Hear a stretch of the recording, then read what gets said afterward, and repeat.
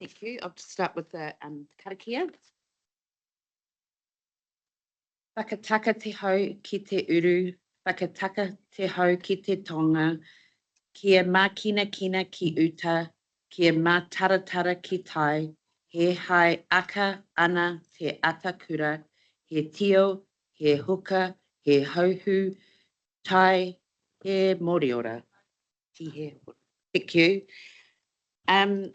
Firstly, before apologies, I'll just take the health and safety statement on page 6 of the agenda as read. Thank you. Firstly, apologies. We have Deputy Chair Councillor Brown, KEG Chair Susan Law, Councillor Thomas Lee, South Waikato.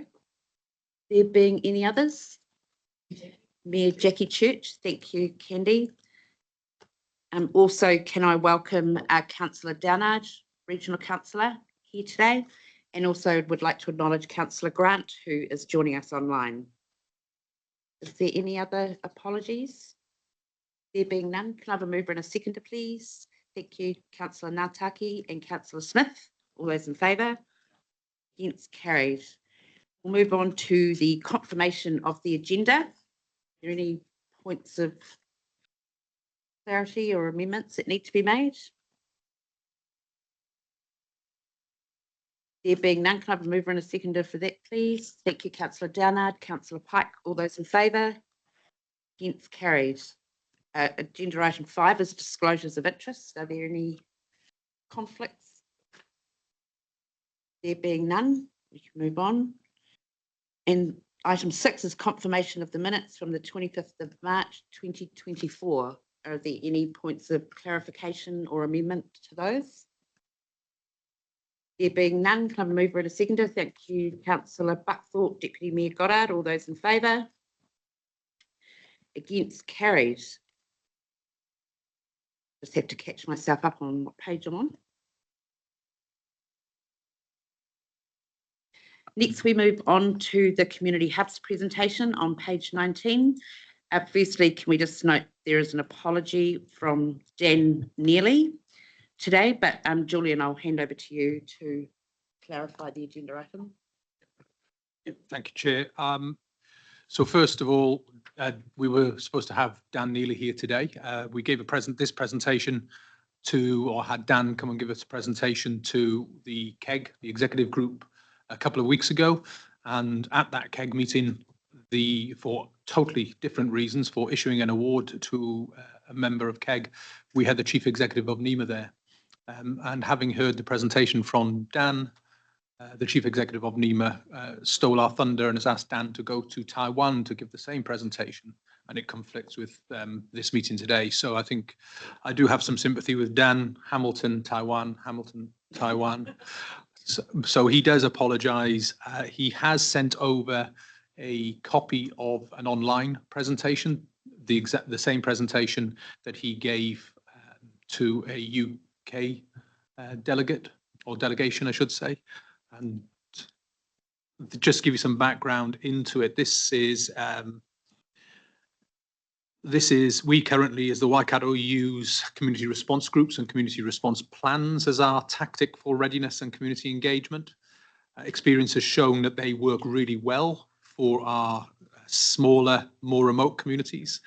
The Wellington experience has shown that their community hub model is an option, a tactical option that's better suited to larger urban and suburban areas, geographic areas across our region where we have struggled to either create or sustain community response plans and teams. So the purpose of this briefing is to show you that we are adopting this tactic here in the region. This is not, though, just some reassurance, this isn't transformational change seen to the level that this is the main thing they do in Wellington. This is just an addition to what we already do, but it will require, or what I say will require, it is best served by support from locally elected officials in those areas. So when this does go live, so to speak, in the first ones, you can expect to see some requests from the emergency managers local level for locally elected people to be involved in the rollout of these. Right, so we're going to watch that now. Firstly, can I also acknowledge Councillor Mahuta, who has joined us online? Thank you. At first hand, rather than us always talking about it at second hand. So rather than keep you up any later, Dan, I think the best thing for me to do is hand over to you. And I know you're going to introduce yourself in a little bit more detail anyway. So my thanks to you on a personal level, and yeah, look forward to hearing from you. Thanks, Dan. Right on. Thank you, David. Kia ora koutou katoa. My name is Daniel Neely. I am the Manager of Community Resilience and the Group Recovery Manager at the Wellington Region Emergency Management Office. As you can probably hear from my accent, I am not a New Zealander by birth, but I've been here for about 17 years. I'm originally from Arizona in the United States. And I guess the other element to that is I always introduce myself as a community development person who does work in emergency management. I've been in this space for about almost 25 years now. And what I really try to do alongside of the amazing group of people that I work with in my team is really try to bring a community development perspective, bottom-up approach to the emergency management sector to make sure that we're kind of complementing that traditional top-down command control mindset. So with that, I'll just maybe just dive into our little presentation. And this is actually a presentation that I gave at a big meeting about 4 months ago to our regional managers of emergency management across the country. And it was really on these same lines of enabling a better, faster, and safer community response.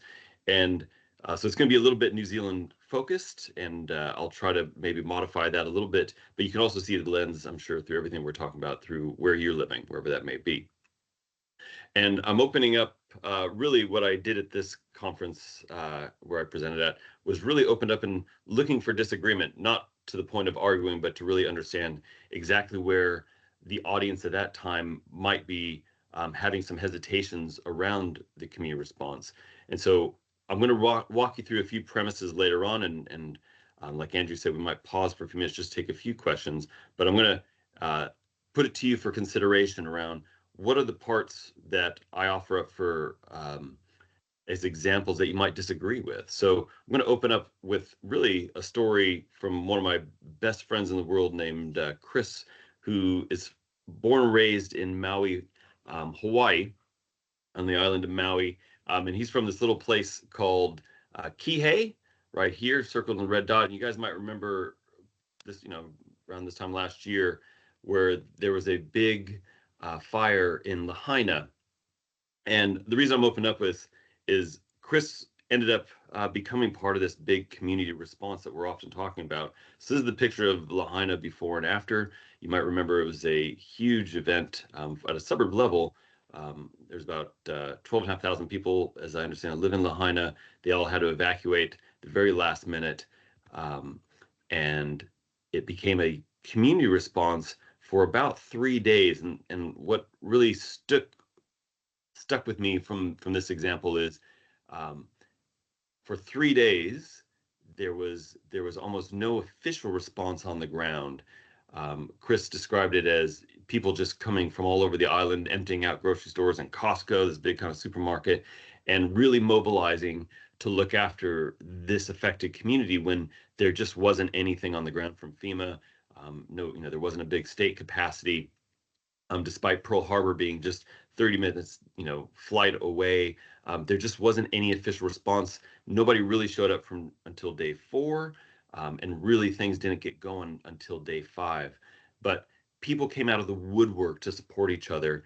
And it was messy, but there was structure that started taking shape. Chris described it as this down the shopping center, which is the picture in the bottom left-hand corner. It took a couple days, but once people started finding a common place to match those needs and offers, the community was doing an amazing job. And that started very quickly right after the fires had subsided. And so there's plenty of examples. That's Chris's personal story and the quote that he gave me. The community provided everything for the first few days, and it scaled on the 3rd day when we organized ourselves at the nearby shopping center. We didn't see any meaningful government support until the 5th day. And there's a lot of news articles. Obviously, I wasn't there, but it really speaks to some of the challenges that the official response was able to serve those communities that were affected. And at the same time, this article just came out out of Australia. This is from the Australian Institute for Disaster Resilience, and an article called "Anarchy in the Yuki," and that's a section. That's an area up in Australia, and they just talked about how the official capacity for response was very quickly outstripped, and the demands placed on that were just far exceeded what the ability of the system was able to provide.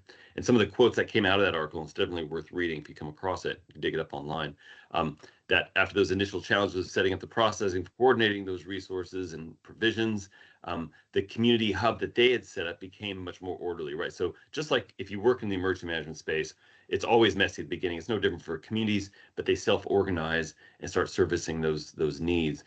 The arrival of the Australian Defence Force nearly 2 weeks after the flood lifted morale, but the part that really stuck with me is it wasn't, they weren't there for a couple of weeks. And throughout this presentation, I want to really stress it's not about the capability of the emergency management system. It's often about the capacity can't meet the demands, right? So the Yuki Hub worked with a loose structure, and decision-making was fast and fluid and on the fly.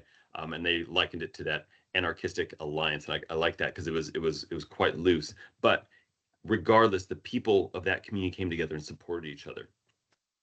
And that's not unique to that, right? This has happened in multiple experiences over New Zealand over the last decade. Some of you might remember the Christchurch earthquake from 2011. One of the defining stories out of that is the Student Volunteer Army, 3,000 students that came out of the woodwork to help mobilize and solve people's problems. The Nelson fires in 2019, it was a big, massive fire at the top of the South Island. We had an official civil defense center set up.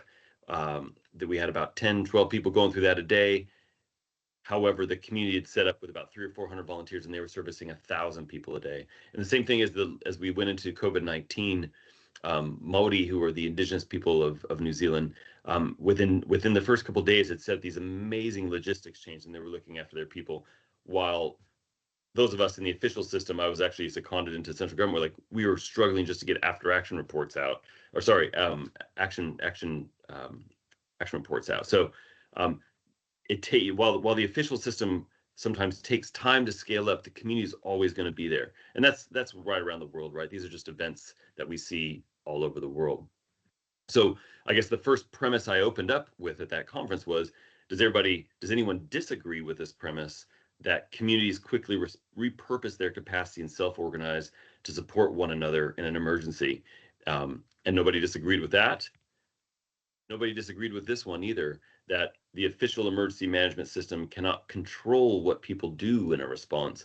I think, I'm not quite sure how the structures work where you live, but I think one of the things we sometimes get confused about is if we go into a state of emergency, and that's what SOE is, whether we go into a state of emergency, whether we have powers, regardless, the emergency management cannot control what people do. We can stop some people doing some things for some limited amount of time, but we can't control what people do. If people want to go and start doing stuff, they're often going to do that whether we like it or not.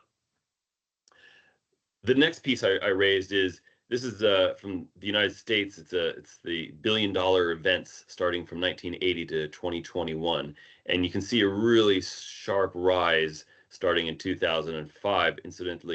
Coincidentally, maybe with Hurricane Katrina in the United States, and you can probably see in that graph there's a lot more green and a lot more blue graphs starting to kind of take shape from 2005 onwards. That's flooding and severe storm counts, right? So the next premise was really, does anybody disagree with this? That scientists globally agree that climate change is increasing, and the frequency and intensity of extreme weather events and those impacts will continue to worsen in the future. And I'm not sure if anybody's disagreeing yet out there. I'm really happy to open it up to the floor, but nobody seemed to disagree with that.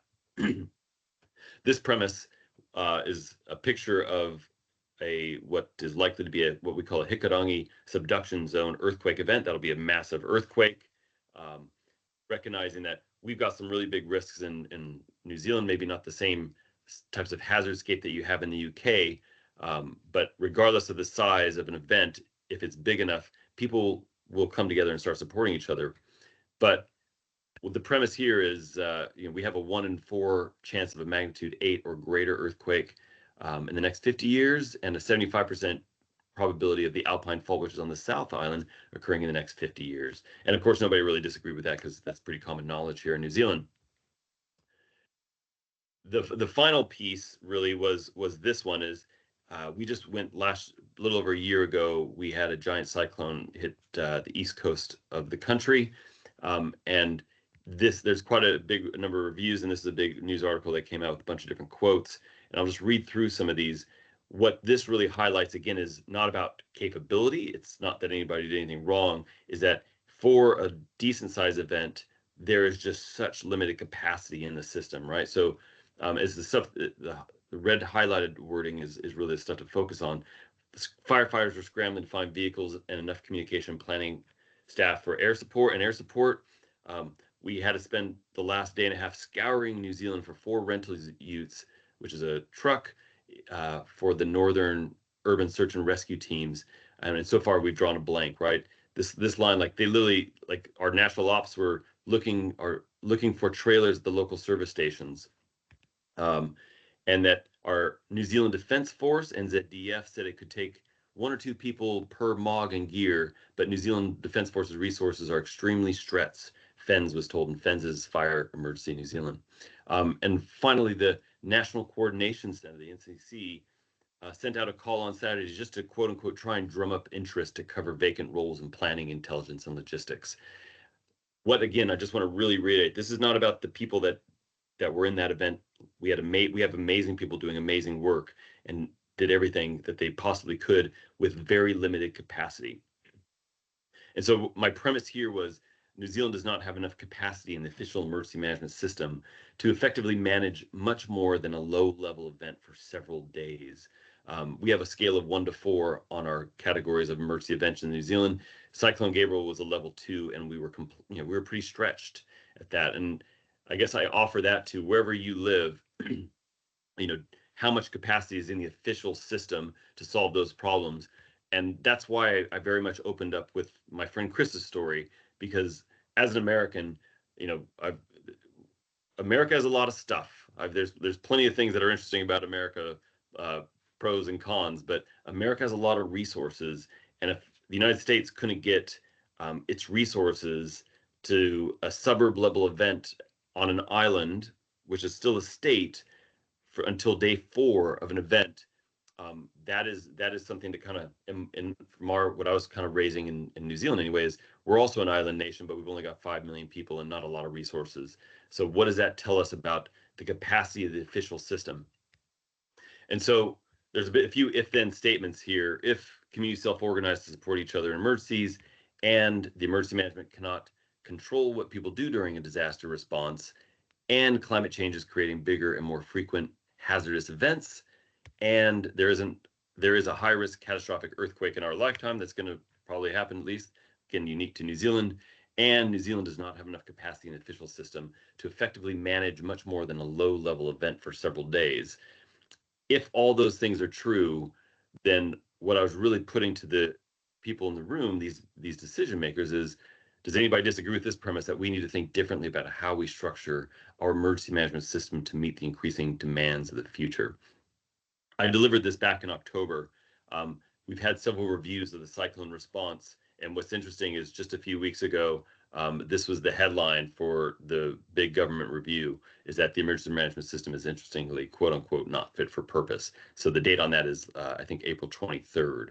So that is, in many respects, I guess, the questions that we have been raising, we've identified coming out of the Christchurch earthquake 12 years ago, and we've been very deliberately trying to rethink how does the emergency management system work when we think about a whole of society response.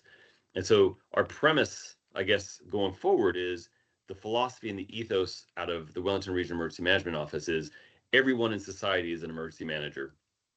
And by that, I mean everybody. Everybody has something to give, whether it be from the head, the heart, or the hands. Everybody is an emergency manager, and we all solve problems every day. And I go back, this has become one of my favorite slides recently to talk about emergency management, because we basically evolved as a species to deal with emergencies, right? So whoever it was that went up to Siberia and tried to cross a land bridge, they dealt with emergencies every day and had to figure out how to get food and shelter, and all that is going on in that picture on the left. The Maori and the Polynesians who crossed the Pacific on canoes, like, also dealt with amazing emergencies every day and dealt with it, right? They managed those emergencies. So there's nothing inherently unique about emergency management and the skill sets that are part of emergency management. Our premise is that everybody is, solving emergencies every day. And that is, if you get a flat tire, you go through the same planning process of, okay, I got to go do some options analysis, whether it's fix the flat tire, call a cab, call an Uber, call a friend, whatever the case, walk to work. People solve emergencies every day. And a disaster and emergency event presents a whole different set of different challenges that people go through and solve those challenges in a pretty common way as well. So I'm going to just illustrate what I mean a little bit, where I think the evolution of our sector, at least in New Zealand, can't speak for where you're at, but I know when I started working here 15 years ago, I think as a community development person working in a very operational environment, I think we're really good about coming up with org charts and structure and putting plans in place. And historically, we've talked about the community response is messy and quote unquote something over there that needs to be managed, that spontaneous volunteers are doing risky stuff and need to be managed and they're not safe. And we just really challenge that whole premise. What Christchurch, I think, was a real eye-opening moment for us here in New Zealand was that community capacity is far greater than the official system. And again, come back to the Hawaii example and a whole bunch of other examples out there, the community response, while be it messy, self-organizes pretty quickly and starts to solve problems. We have had a disconnect between that official kind of closed system approach and the messy community response. And what we have really tried to work toward the last several years is how do you integrate it? Because they're really quite interdependent systems, right? We are there to serve our communities, and our communities in many respects rely on us to have a lot of their needs met that maybe that community response can't solve. And so what we try to do is really deliberately bring those together. And the way that we've done that is to move to a place-based model in every suburb called community emergency hubs. And so community emergency hubs are, just like it says on the tin right there, a place for communities to gather and help each other during an emergency. And that is without any government support. And so I'm going to walk you through a little bit of a framework of what that looks like for us. The way that has been built is, with the way we frame it is it is a genuinely integrated emergency management system that better enables and supports the community-led response. So it's not like we've never done it, but this allows it to be better, faster, safer. And that's kind of our mantra when it comes to this. So what we do know, and I'm sure it's, again, not dissimilar wherever you're at, as soon as the emergency event happens, people generally try to go to their home, they check on their household, they often meet the neighbor, they go, often check on the neighbors that they know and like. And then what often happens is people start pouring out into the streets. They end up catching up with maybe the people that they've lived next door to for 15 years but never talked to, or the neighbors that they don't really like. And then what we have done is insert a community emergency hub model at every suburb level or neighborhood, however it's framed, where people can then go to match needs and offers. So if they need some assistance, or they can offer some assistance within 30 minutes of walking distance, that's where they can go. Each of our hubs then are connected to our emergency operations center, and each of our emergency operations center within each city is that. And then we have a connection to our emergency coordination center and our emergency operations centers. And that, of course, is connected to national level. So what this does is it really connects right from the household right up to the official top level emergency management system. And that makes it more integrated.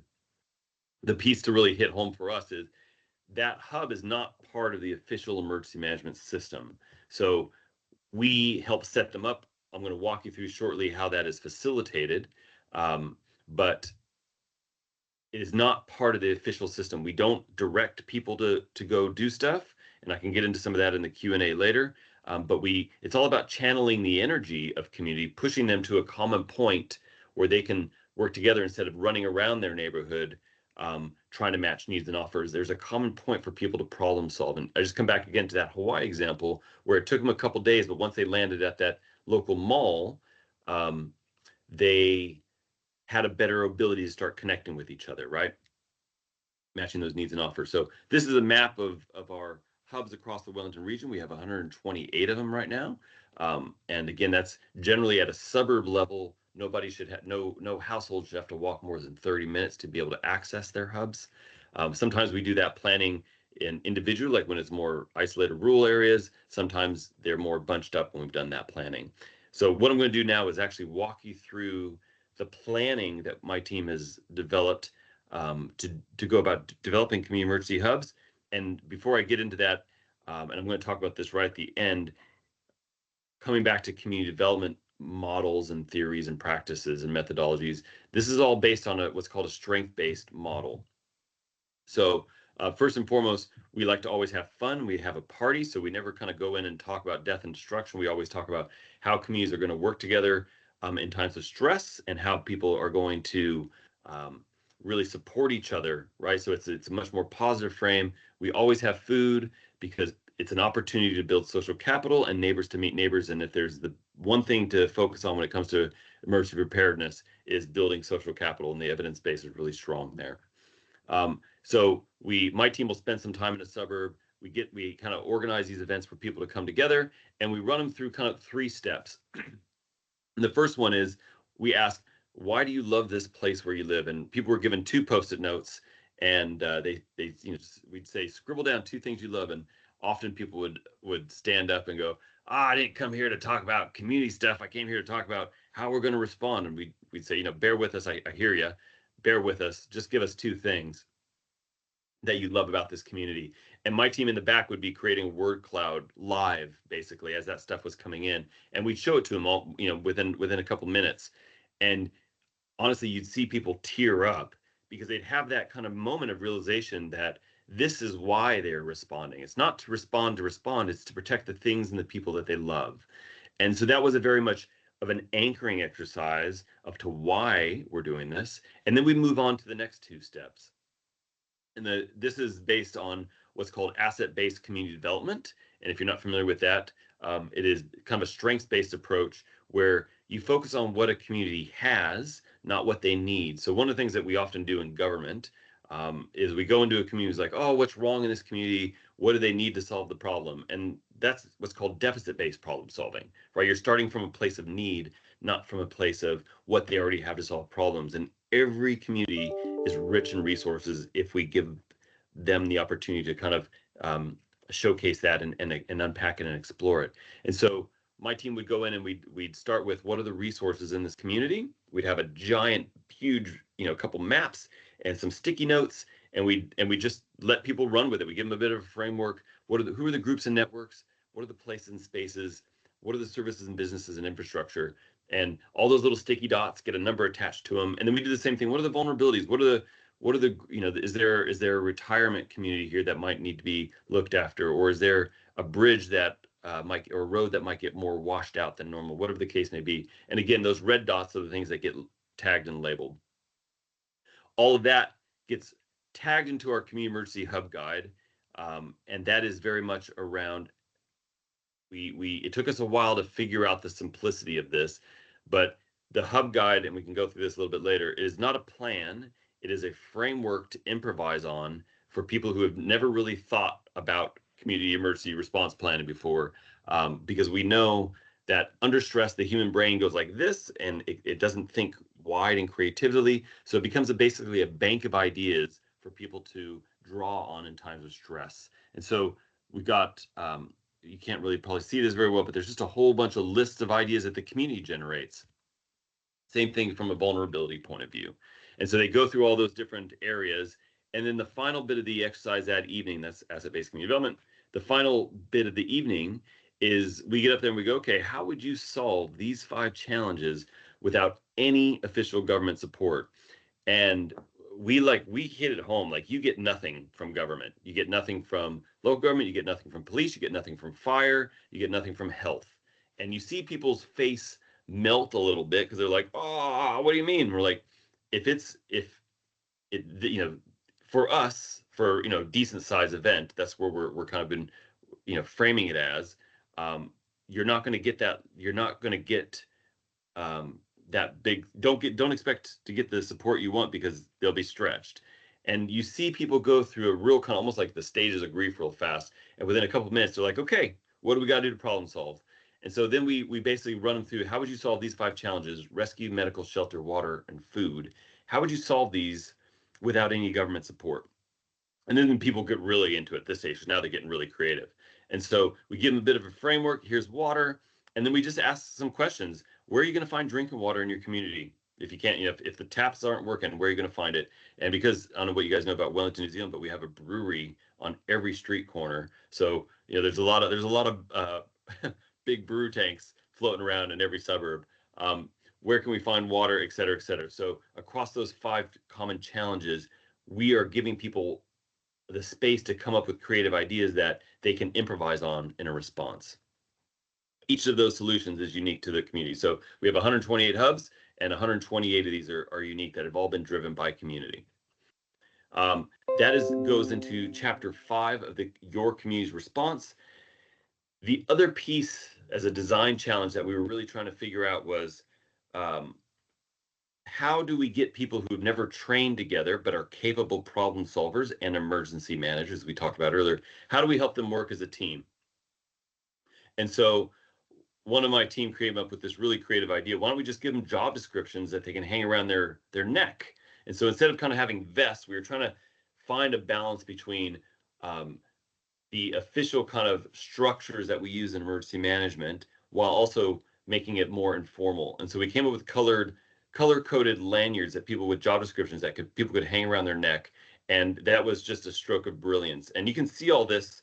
I meant to put this on here. You can see a lot of this on our website at WREMO.NZ/community. A lot of this content is there, so you can look at it in more detail. And basically, a community emergency hub is nothing more than a plastic box with a whole bunch of those job descriptions. You can see those in the picture there.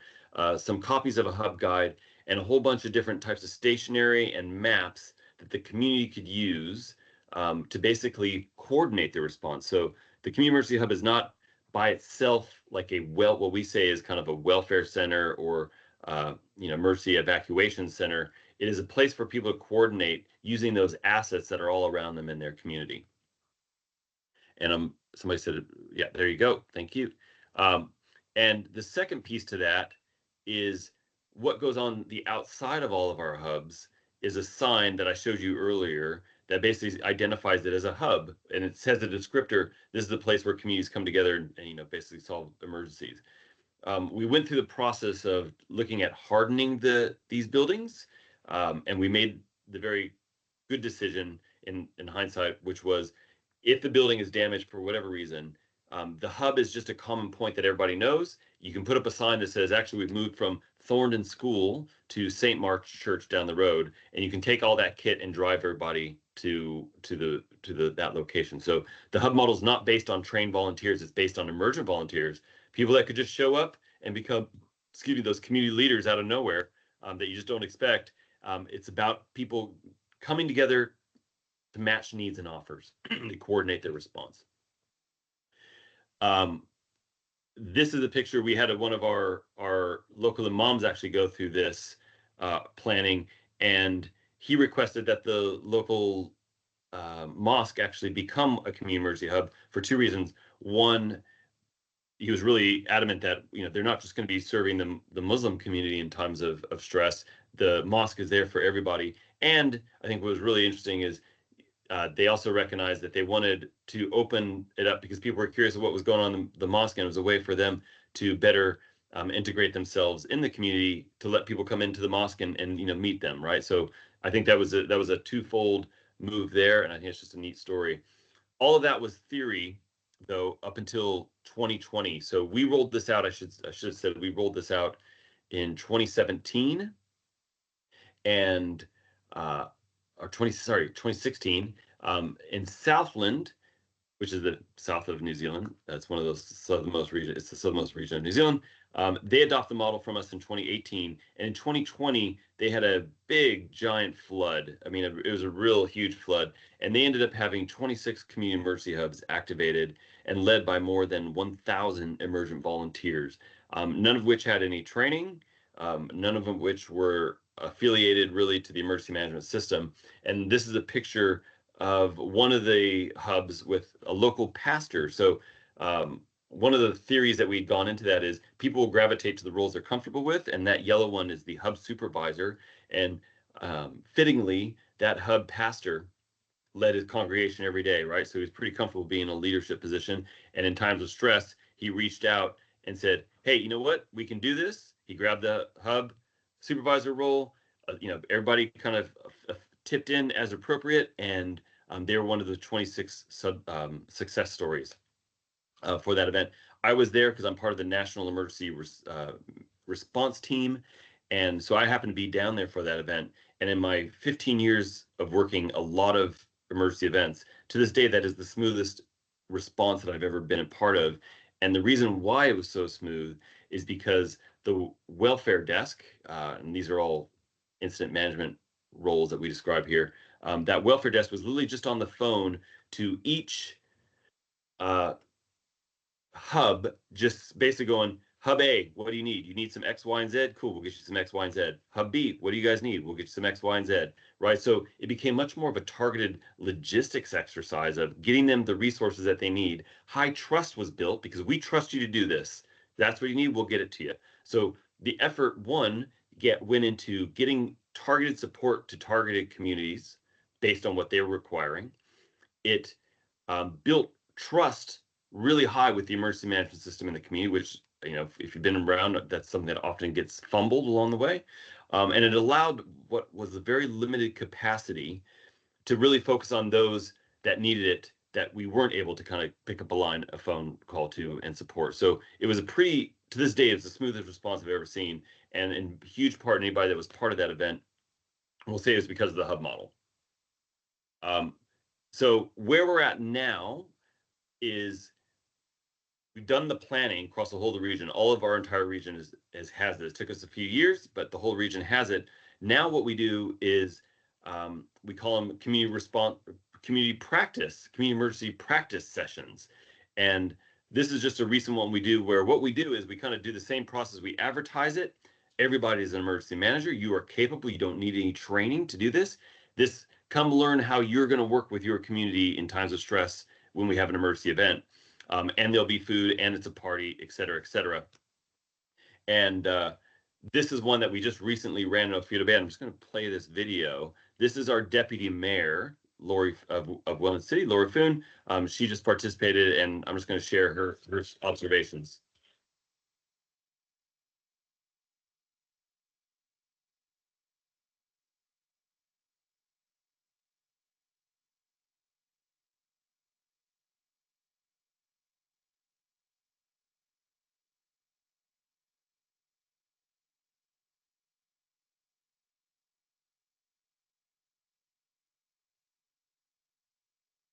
Seeing there's no sound.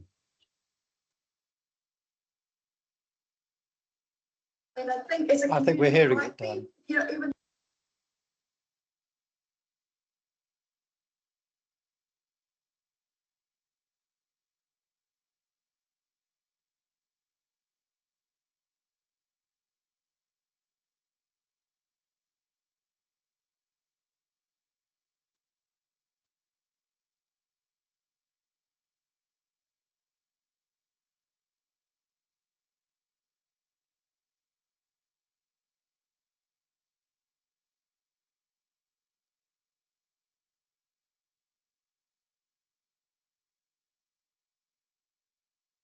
So what we do, so that's our deputy mayor.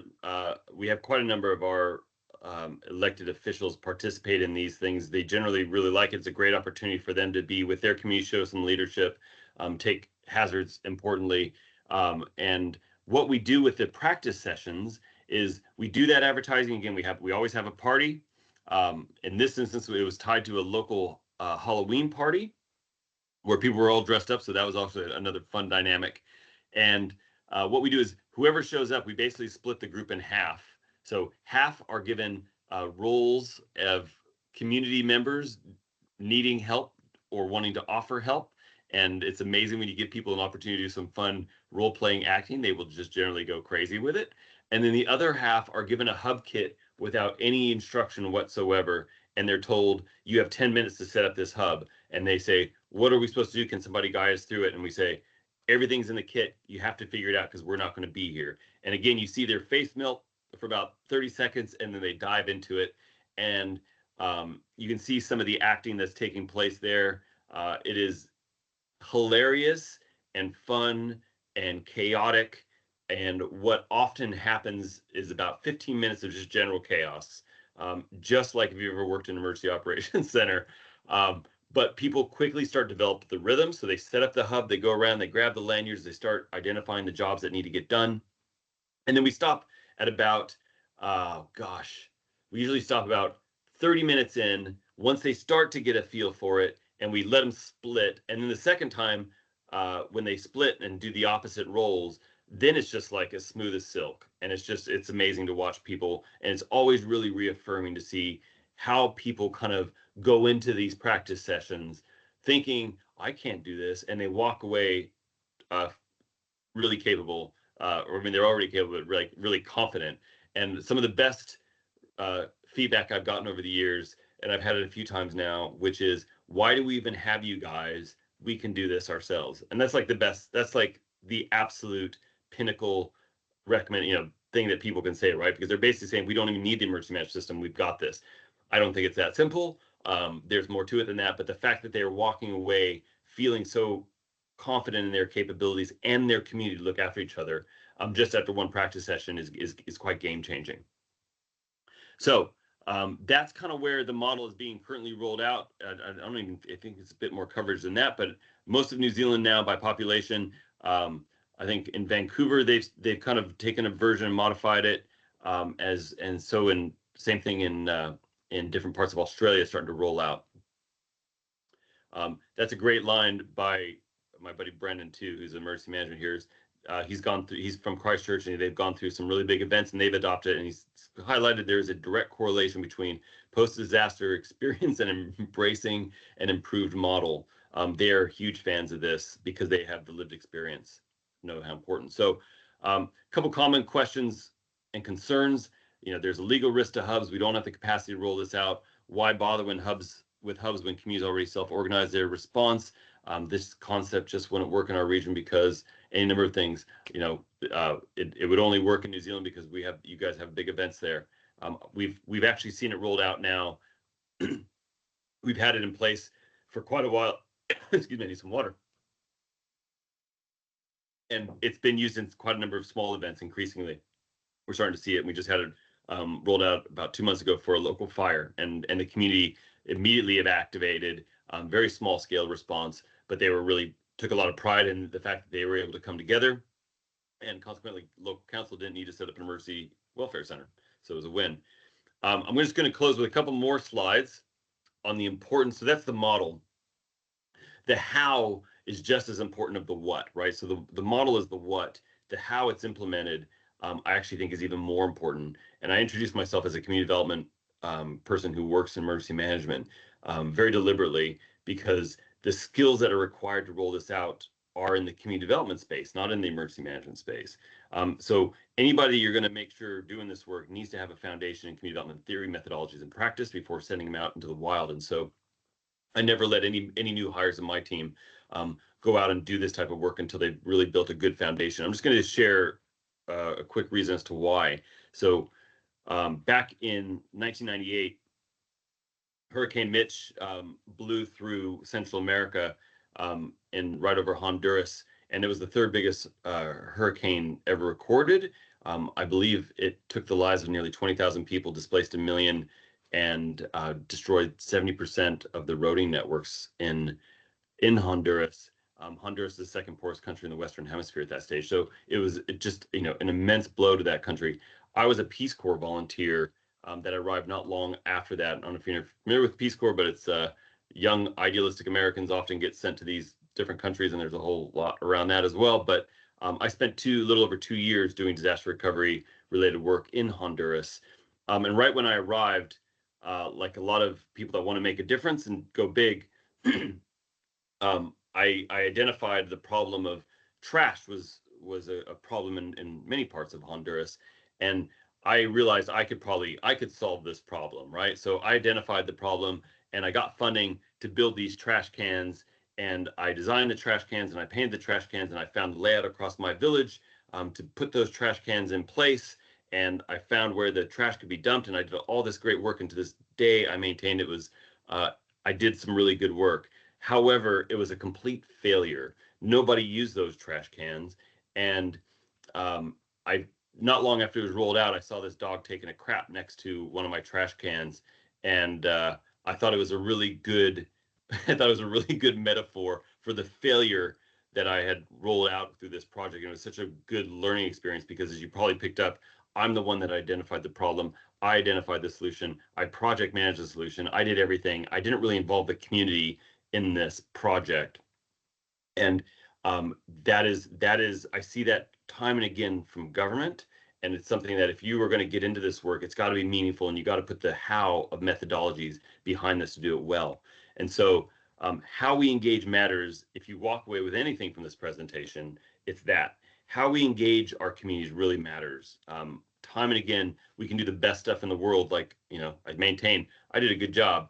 But how I did it was such an abysmal failure that that project never had a chance of succeeding. And I railroaded the community that I was trying to help along the way. So I'm going to share 2 slides with you, and I encourage you to write this down and go watch this video on YouTube. Jim Deere's 7 Principles of Asset-Based Community Development is pretty much everything you need to know about community development in less than 8 minutes. Jim Deere's is an incredibly inspirational community development practitioner, and he just touches on the importance of having fun and making sure that we recognize that everybody has something to give in society, and it's fantastic. We've actually transcribed that. We review it regularly as a team just to make sure that we're on point, and if there's anything we're doing or not doing that isn't kind of aligned with that, just to make sure we're doing the best work we can for our communities. And some of the things that I've rolled out over the years that my team is basically required to kind of go through before they're allowed to go out in the wild is things like improv comedy, which sounds like a weird thing to roll out in emergency management. But if you're familiar with improv comedy, that idea of yes and, that you can never say no, right? The second you say no, you stop a conversation from progressing. So yes and, listening techniques, indigenous knowledge is really important, obviously in New Zealand. Design thinking is critical. It's a great problem-solving methodology. Appreciative inquiry, again, more of an asset-based approach. Storytelling, like we don't move people with data. We move people with human stories, right? Behavioral psychology, all these things, co-design principles, these are all the elements that if you're going to go out and do this work or have a team that goes and do this work, have that foundation in community development before you go out. So that's my presentation, and we're really happy to share resources with any interested cities. And thank you very much for really taking the time to participate and listen. I'm really keen to hear some good questions. Thank you.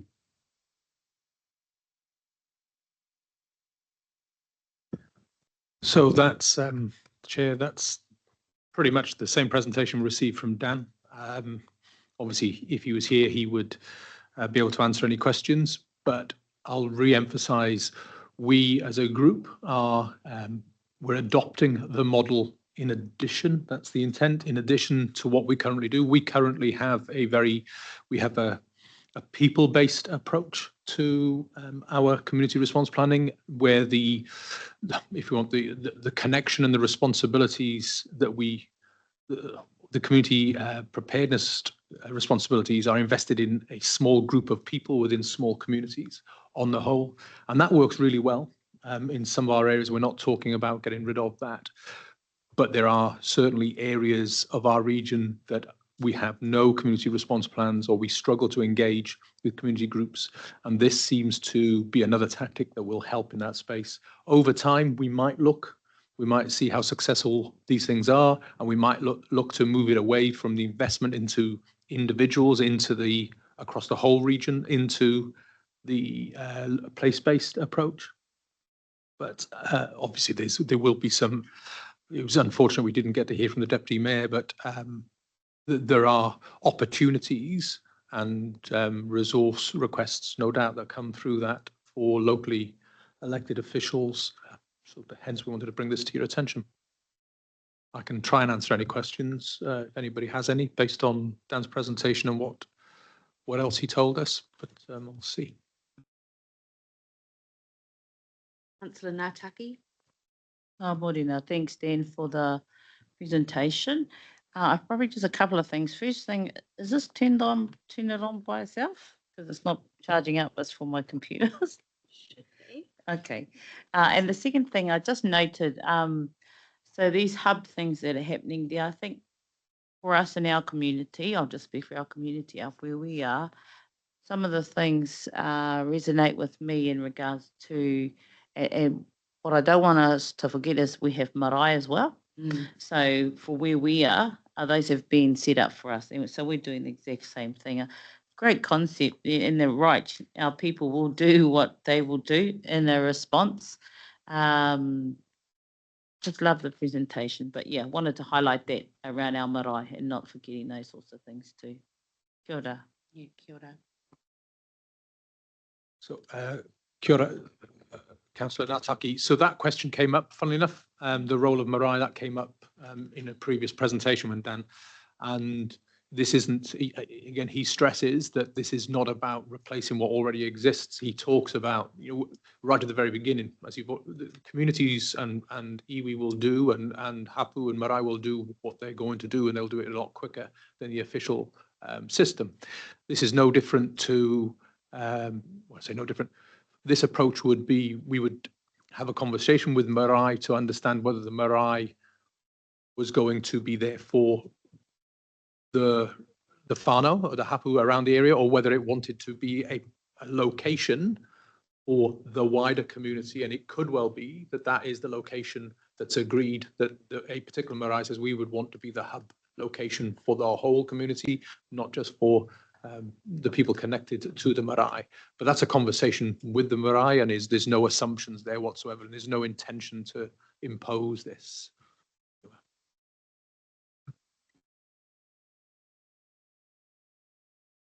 Councillor Williams.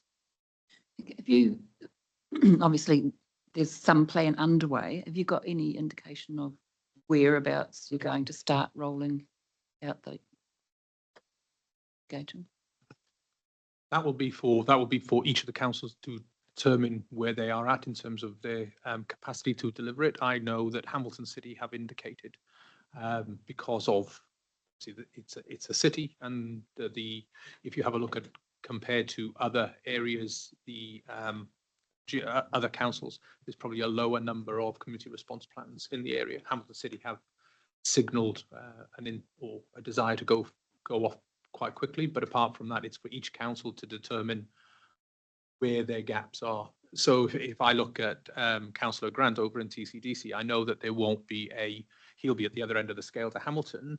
TCDC have invested a whole lot of resource, and they've been very successful in rolling out the community response plans, so that I don't see them sticking their hand up saying we want to do this in the short term. Whereas Hamilton, and it'll be down to your emergency managers basically to see, to assess where they are at in terms of getting that community engagement for readiness. Councillor Buckthorpe. Thank you, Chair. Just some comments really around the presentation. I really enjoyed it. There was the one key message for me was the rubbish bin project and what came of that, because we've had a similar experience with the adaptive planning process for the Wharekau Coast 2120, where we went into that initially with a view to engage the community, but then it transpired that we actually handed the reins over to the community so that they drove the project, not us, not WRC, but the community. And what came out of that was, yeah, we have community response plans activating in Karakia, but they're not as, like TCDC has put a whole lot of resource into that, and they've done it really well. We're in that process, but the interesting thing with the Wharakawa Coast project was the community got on board with everything with regard to adaptive planning, including the civil defence community response plan. They built up some confidence and they actually started really driving it hard, and they've got a really active community response plan now, and it's a lot of people are involved in it. So it's been a real success on its own. So it just endorses what Dan's comments around community, community getting in and driving it actually achieves. Thank you. Any further comments? There being none, the amended resolution or recommendation rather around community hubs is that the report community hubs presentation be received, and 2, that the joint committee thank Wellington Region Emergency Management Office for their visual presentation. Can I have a mover and a seconder? Thank you, Councillor Ngātaki and Deputy Mayor Williams. All those in favour? It's carried. Next we move on to, on page 21, the group rewards and recognition policy. So this would have been one for Vicky, but like Dan, Vicky sees Singapore as more appealing than Hamilton today, so she's on holiday. So this report is to provide the Joint Committee with an opportunity to approve a CDEM group rewards and recognition policy. So the background to this being that the current rewards and recognition policy of WRC relates only to the regional council and regional council staff. The nature of our activities as a collective requires collaboration with and support from individuals, teams, and other organisations that fall out of the scope of the WRC policy. Now, specifically, you as the Joint Committee, I think it was Councillor Lee from South Waikato, asked for this policy after we faced some challenges in recognising a member of another agency that sat outside. And we wanted to recognise their work, and the administrative authorities' policies were constrained to staff only. So hence, that was the catalyst for this. We've undertaken the policy development just to give you some assurance that the policy's been written with the relevant legislation and other policy settings in mind, such as tax requirements or fringe benefit tax, and sensitive expenditure, and the making sure it aligns with the Controller and Auditor General guidance for public organisations. It's also, we've taken the opportunity to look at it a little bit more holistically. So it's rather than it just being about reward and recognition for people that support us as a collective, it's given some of the reviews that we've seen around the if you want, recruitment and retention of volunteers and keeping people within emergency management. We wanted to have a consistent approach to how we reward those people in your various communities or in your councils who support the collective and do the training and turn up to the EOCs in emergencies, etc. And there's a consistent approach to that. So that's been incorporated in there to try and maintain the morale and the of the people that do most of the work. Great. And one thing from me, Julian, and it might be hard to answer with no one from the KEG group here, but when it went through KEG, were there any discussion on this? So we've got Neville here who might be able to, from WRC, who might be able to correct me or hopefully correct me if I'm wrong, but no, I don't recall any concern or discussion around the content. Great. Okay. Councillor Ngātaki? Oh, sorry, is this a new policy? Oh, okay. Kia ora. Any other points of discussion for this?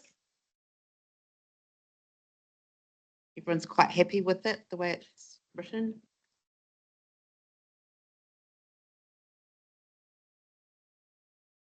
That's great.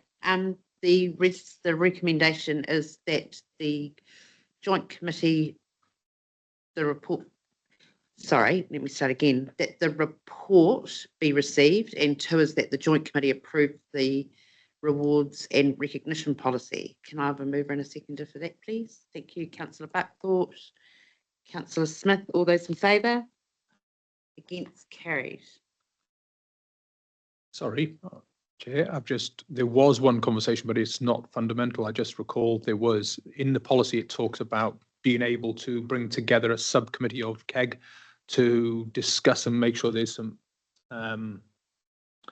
it's consistent in terms of the awards. And the only conversation from KEG was, we don't need to create a separate subcommittee. There are other subcommittees that exist at this M&G that this could be talked at. That was the only talking point. Sure, and from, the operational Yes, part, that is, key, that's fine, thank you. Which leads nicely on to Ministerial Award. And it actually, and that's why we purposely put these in order. So this is there to provide you with an update on or advise you of a ministerial award for long service or contribution, I should say, outstanding contribution by a KEG member to civil defence. And we actually used the premise of the draft policy when we looked at this for Dennis Bellamy, who is the KEG member for Matamata Piako Council. And in the policy, it talks about using some of the national awards. So sometimes we're a little bit internal focused and we don't look at what opportunities there are that exist at central government, for example, to award or reward and recognise some of the really good work that goes on. So that was that policy development was a catalyst for us to look at Dennis Bellamy, and the Group Office undertook a request into the National Emergency Management Agency to recognise the outstanding career and service of Dennis Bellamy, who's about to retire from council. Dennis had served 50 years with it, or plus 50 years in civil defence across a number of variations of Matamata Piako District Council, starting from the 70s onwards. And that request from the Group Office was accepted, and the Honourable Mark Mitchell MP provided an outstanding award, a gold outstanding contribution award to Dennis for that 50 years. And he sent the Chief Executive of NEMA, Dave Gaughan, up to the KEG to present that award to him. So we just wanted to make you aware of that acknowledgement to Dennis. Being honest, and transparent, we would have liked Dennis to have been awarded in this meeting or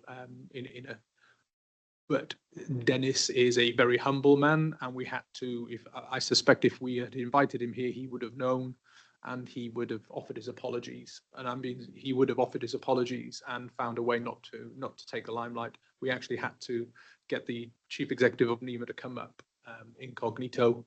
And even when he sat there at the table at the beginning, he didn't introduce himself as a Chief Executive of NEMA, because I suspect Dennis would have needed a toilet break at that point. Councillor Smith, would you like to add anything? Yeah, thanks, Chair. Last Wednesday we had the opportunity of farewelling him.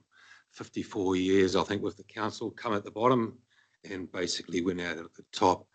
It was really good having Julian there at the presentation, the farewell, to let the other staff members know and the councillors know what he had done through the civil defence over the last 50 plus years. So I don't think they realised, I certainly didn't realise, but it was great to have Julian there.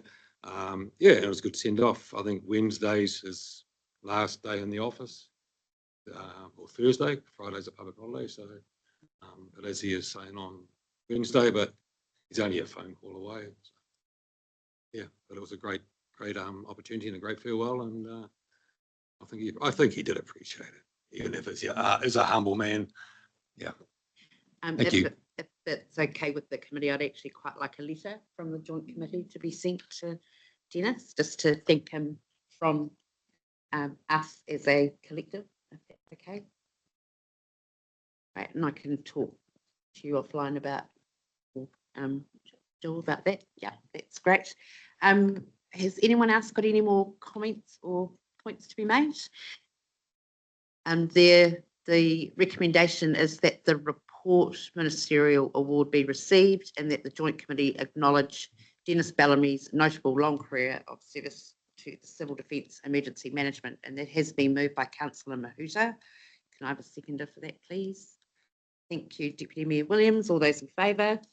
Against? Carried. All right, next we move on to the group work programme.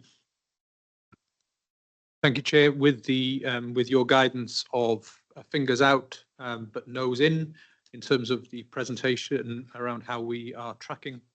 So this is to provide you with an update on the work programme that has been developed for 2024 to 2026 onwards. Noting, however, that we are running concurrently at the moment, we are running the group plan review. So the likelihood is when we're talking about items, work priority items that are in year 3 of this plan, then of this work program, I should say, it is unlikely that these will be incorporated into a new document at some point, and we'll never actually get to year 3. But we've planned accordingly. So we've gone through all of our actions, outstanding or live actions that sit and have been prioritised by you as a joint committee and KEG, and we've tried to prioritise them based on risk and importance. And the framework, there's 70 something actions in total, 71 outstanding actions in total. And 31 of those actions came out of the risk profile as high. And that was based on priority 1, which are their low effort, but they're high impact. 2 of those would not be completed in year 1. They would be required to go across 2 years. So therefore, we've got 29 actions in year 1 of the group work programme that are classed as high priority actions. You asked in the last presentation, was there any discussion at KEG around the policy? There was some discussion around KEG about the amount of actions here, and also defining what success looks like, because we're very conscious we come to this meeting and we provide updates, but actually the definition of completion and success is sometimes inconsistent across the group area, across members, because the targets are quite high level. So it was identified that the actions would benefit from a more defined set of measures and outcomes. But because the majority of these actions are currently in the operational group plan, which is a statutory instrument, if we try to change those, it is likely that that would trigger a community engagement requirement, because we would be substantively changing the group plan. So because we are, and there'll be a public consultation requirement for that, because we are actually undertaking a review of the group plan at the moment, that's not a proportionate response, but we will take that feedback on, and quite rightly so, in the next iteration of the group plan, and further define what success looks like. So there is an absolute clarity around and a consistency around when we know we've completed the actions. Thank you. You've answered my question. Is there anything for Julian? Councillor Pike? Thank you. Yeah, just a quick comment, I guess, on the deliverability of the 29 points, and whether there's any major barriers that might affect that deliverability that we're wary of at the moment. So it's a really good question, and this has been workshopped with your emergency managers at the local level, and we are satisfied that these are not new measures that nothing, or new actions that nothing has been done with. They are actually old actions that go back to 2016, some of them. So there has been a lot of progress made in those areas. So they are realistic and achievable. The 29 are realistic and achievable. Some of them are they're just things that need to continue to be maintained rather than developed. Thank you. Any other questions? Julian, just going back to what you just said about sort of like the slow burn in development and whatnot, how do we and I know it's been through KEG, but how do you sort of set yourself up to show results or achievement with those things that are like quite a slow burn? I mean, 2016, that's 8 years. Well, literally 8 years ago. So I just wonder if someone was to pick this up and look at it, the movement can be quite slow. It doesn't sort of show progress as such. So you're absolutely right. So the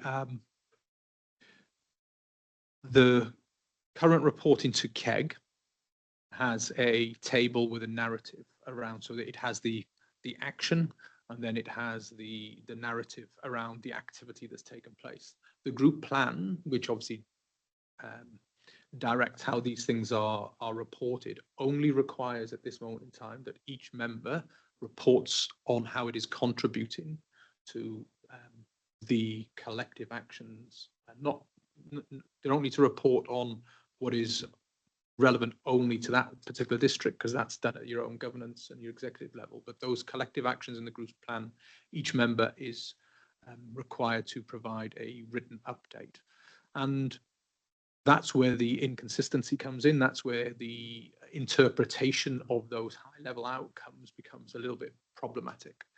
So we have, in the new plan that we're talking about here, we have actually created a reporting schedule where we know that each council must, or we've said each council must report on these particular quarters of this particular year. That doesn't take away the interpretation element, but it creates a reporting template. The other thing that's been through KEG as a supporting action is, how do we get more assurance that how do we provide you more assurance that what is being reported is actually what's being done? Because it's very much relying on self-report, and what's being asked for is being done in a consistent way, and people have interpreted correctly. So we are creating an assurance framework that we will present back when it's developed, around how we go about having a group of people that go around the region and visit the councils. And it's not an audit, it is, well, these are the actions, how are you tracking against them, and what does importantly, what does it look like? How are you doing it? And then we can give some assurance back to KEG and through to you that things are being done consistently. That's what came out of our Cyclone Gabrielle report, was what we think is happening is not necessarily what is happening. There is activity being undertaken, so it's not that people are not doing anything, but actually it's not being done in a way that we probably intend it to be. It's not as consistent as we would hope it would in some areas of the region. Yeah, just before I hand over to Councillor Buckford, I understand this is a high level overview for us, and that operationally KEG are all over it, but I just wonder if it's maybe too high level, like it's maybe a bit brief, but then that's something I suppose encourages us all to talk to our KEG members about. But it just, and I know there's a lot of work that goes into these things, but it just maybe if it was a bit more self-explanatory, it might be a bit easier. But Councillor Buckthorpe. Thank you, Chair. Just a observation regarding your comments, Julian. Would it be fair to say that a lot of the actions don't have black and white outcomes, and that they are more adaptive, if you like? They're just ongoing. You keep rolling with them. Yes, and a lot of the actions are, they don't have an end. They don't have an end state. They are ongoing, absolutely, Councillor. So that comes back to the conversation from Councillor Pike around are a lot of these 29, is that too many? A lot of them are just, it's a maintenance so training, for example, it's a maintenance of ready, trained people across the councils. And I didn't mean to come across as putting this down, but it's just, how do we set up for success rather than having a table that looks like there's a lot of work to be done as opposed to the rolling sort of system that it's in. Any other commentary on this agenda item? The recommendation is that the report work program 2024-26 overview be received. I'm happy to move that. If I can have a seconder. Councillor Ngataki, all those in favour? Against? Carried. Now we move on to the group priority action status. So this is the current work programme up until obviously the end of this month when the new one kicks in. And this is to provide you a high level assurance of where we are at. So there are 19 priority actions that are being undertaken at this moment in time.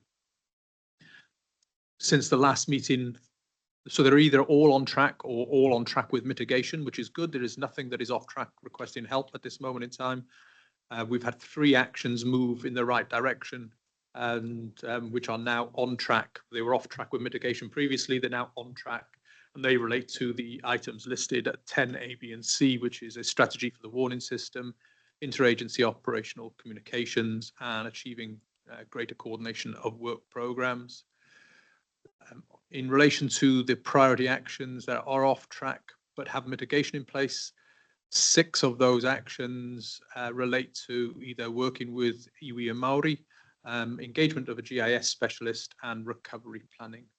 So a lot of the stuff that's on track and a lot of the focus of the 19 priorities, to be frank, has been around the readiness and the readiness rather than the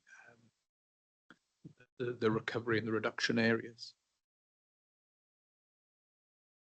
Okay. Any questions for Julian on that? There being none, the recommendation is that the report group priority action status be received. Oh, sorry. Sorry, Councillor Mahuta, did you have a question? Happy to move the report, but keen to understand Ngataki and I can support the iwi Māori engagement or progress that one. Thank you. Would you like to answer that, Julian? Thank you. Yeah, thank you very much, Councillor Mahuta. It's so I'm going to talk as if the other people don't understand this. So it's as per the engagement you and I have been having. So Councillor Mahuta has been supporting some of the conversation offline with myself in terms of how do we get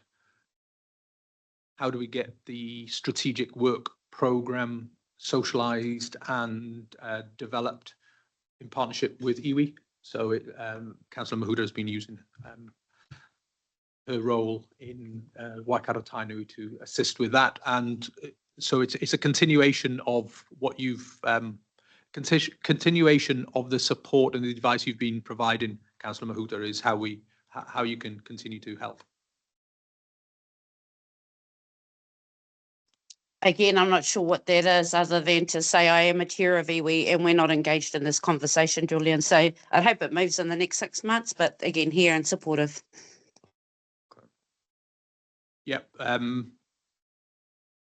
All I can say is I'm talking to people at the, I am talking to people within the iwi. We just probably need to join the dots, Councillor. Yeah, and I'd just like to add that I know that Tūwhare Toa have got someone to put forward, but that's not for me to speak on their behalf, but yeah, I'm sure they'll be in touch with you, Julian.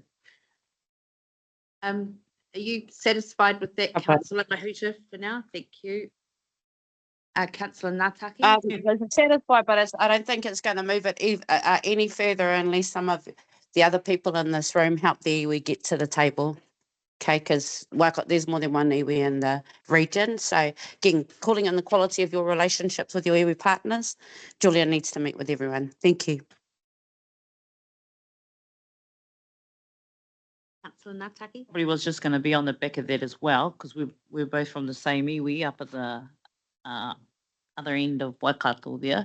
And I agree, probably need to be, there's a lot more others that you need to be working with. And I suppose since you've been working with Councillor Mahuta, what does that look like for us, to get the strategy right across the board with your engagement?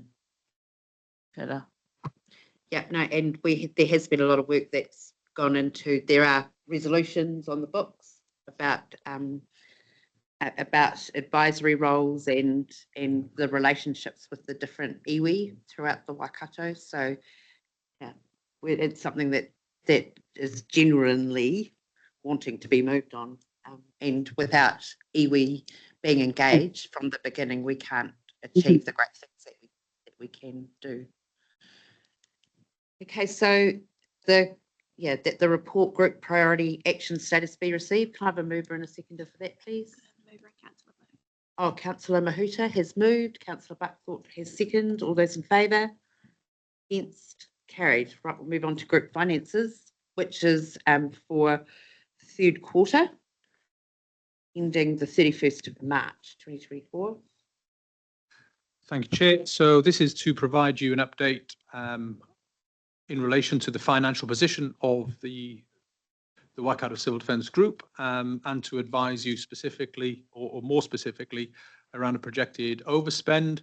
There is a projected significant overspend in allocated costs for the end of the financial year. Analysis undertaken by the Group Office indicates that the overspend is being generated by both an accounting practice issue or current accounting practice issue within the Regional Council, and also a smaller component of it in relation to a systems issue with a new system. You will see that in the table, the Q3 projection is a $374,000 projected overspend, or 146% of budget. So in terms of the systems issue, this is our current hypothesis as a group office, as staff, is that there is a duplication of some management costs and corporate overheads.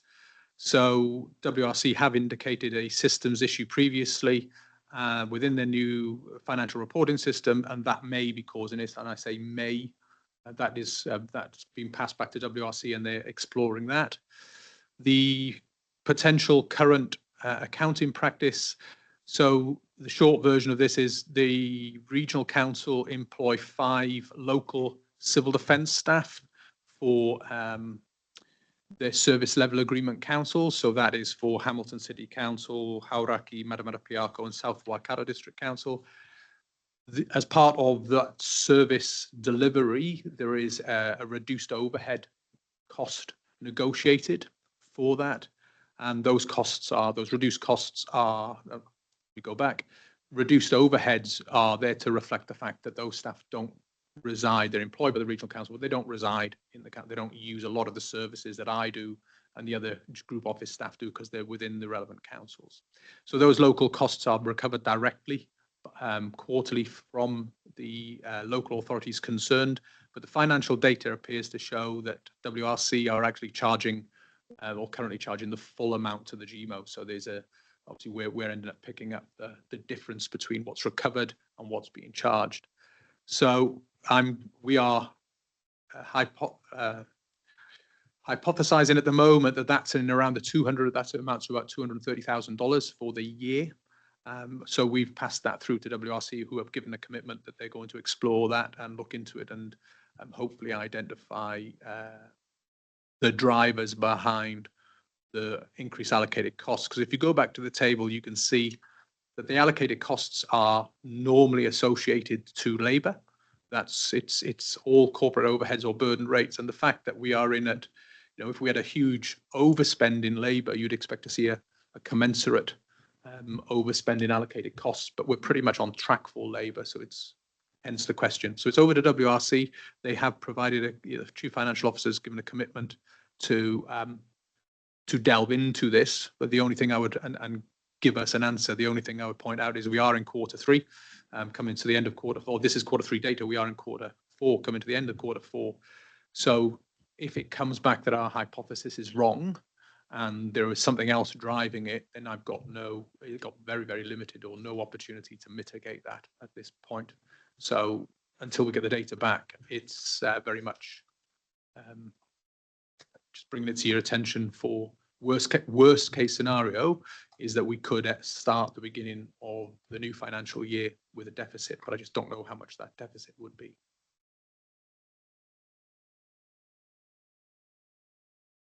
Councillor Williams? Operational detail. Yeah, but at this level, what confidence can we get from staff that there's a much more frequent and closer review of this, and it doesn't just appear as a whoopsie in a quarterly report? Like,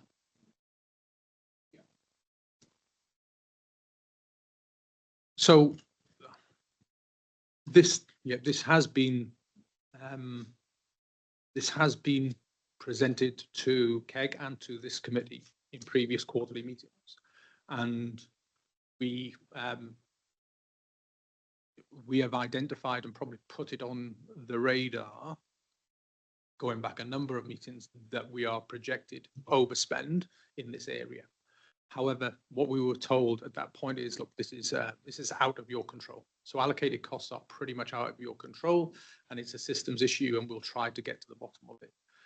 We are where we are, and I accept we should have probably done the deep dive. So in answer to your question, rather than just waiting, accepting that as an answer, probably should have done as staff a deep dive in the GMO, a deep dive a little bit earlier, and come to you at the end of Q2 and identified this as our hypothesis. Or we should have gone back to WRC a bit sooner and identified this hypothesis. But we're not accountants. We do rely on the financial services of the administrative authority. So I hear what you're saying, and lesson for us is to probably be less accepting of it's a systems issue, and we'll get back to you, more inquisitive at an earlier stage. Councillor Downer? Yeah, Julian, sorry, I don't know whether I'm allowed to speak to the here, but I think this is a high priority that this committee can't sit underneath this financial, and it needs to be sorted pretty well quick, and then come back to this committee before the fourth quarter. So yeah, I don't know which strings I need to pull to make this a high priority, but this committee can't float underneath that deficit, and not knowing, is it a timing issue or allocated issue and stuff like that? And if it has happened before, then it should have been solved through that. So if you need any support from me or Councillor Mahu to then just let us know to push those strings to bring it through. Thank you for that. Neville, could I ask you if you've got any further information based on Julian's? Through the chair, I think that's a pretty thorough and comprehensive report that Julian's furnished, and relatively accurate from what we can tell. So there are issues with timing. Obviously, been a lot of pressure on the team in regard to rolling out a new finance system, enterprise-wide corporate system, which is no excuse, but it has had its teething issues and some data management issues associated with it, coupled with the long-term plan and the annual reporting process, et cetera, all just capacity issues and constraints. We have been dealing with this issue I think quite deliberately for the last few weeks at least with the Chief Financial Officer. She has given us an assurance that this is a serious matter that she is investigating with haste, and she has just hired a new manager who's responsible for this area, who is going to turn his hand to it. And I'm meeting with him this afternoon, as will be a topic that we will be discussing at that point. There's different views into what's generating this issue. One is the labour cost, as Julian has pointed to, as well as the management costs. And there's differences in opinion about what the burdened rate is between what is charged for the GMO staff, and what is charged for our service level agreement staff. What we understand is the average overall rate for the GMO is around about 69 cents in the dollar for overhead costs, which is far the lowest cost attribution for any role or function within the organisation. So that's relatively new information that we didn't know previously. Still have to dive into that and understand, so what does that actually mean in respect to the 5 SLA staff and what their lower contribution should be, or overhead charge should be compared to our staff in the GMO. So there's a lot of little technical anomalies in there that we have to really dive into and understand. But I do take I take on board Councillor Downard's perspective that this is a matter that we really do have to have resolved before the end of this quarter, which is only 2 weeks away. And I'm not satisfied that we've fully answered or got to the bottom of the problem at this stage. But a combination of technical matters, I believe, and some disagreement, I suppose, about what the overhead charge rate currently is and what it should be. I'm advocating strongly that we get this matter settled, like I said, and I've got a commitment from the Chief Financial Officer that it will be sorted and we'll get to an agreed position in the next few weeks. Great, thank you very much for that assurance, Neville. I also, to start a financial year that much in deficit, considering what the overall budget is, would be a bit of a shame, really, and would halt some very good work and probably not do much for the work priorities and the status that they're at. So are there any further questions or comments on this agenda item? Councillor Buckthorpe. Thank you, Chair. Just to reiterate, Michael's expressed concern over it, and yeah, if we could just have that information as soon as we could. But my take on it when I read this report was there's a real inconsistency with the operational costs as they are tracking on dead true, and it's just I presume net allocated cost is the accounting process on how they determine or allocate certain costs that are not true costs, but they're such as the operational. It's a bit hard to explain because I'm not an accountant either, but yeah, just to me there was a real inconsistency around on the direct costs and the allocated. So I'm hopeful that yeah, the mistake will be in the accounting process. Just to observe, like, yeah, I mean, overhead costs are true costs. The difficulty is in the spreadsheets required to allocate them. And yeah, if we could get some clarity on that and that it doesn't become a burden, or if it is, then there is some working between the operational areas on how it can be dealt with just for future budgets. Councillor Pike. Thank you, Chair. Yeah, I think my comment was similar to Councillor Williams' last comment on how that might affect us going forward, and I guess for those of us with those agreements, you know, what that might look like in the future. So yeah, getting some clarity on that would be really helpful. Great. So just noting Councillor Buckthorpe's comments about knowing sooner rather than later. I mean, we won't be having another meeting for a few months. If there could perhaps be just an update at some stage, that would be great. Any further comments?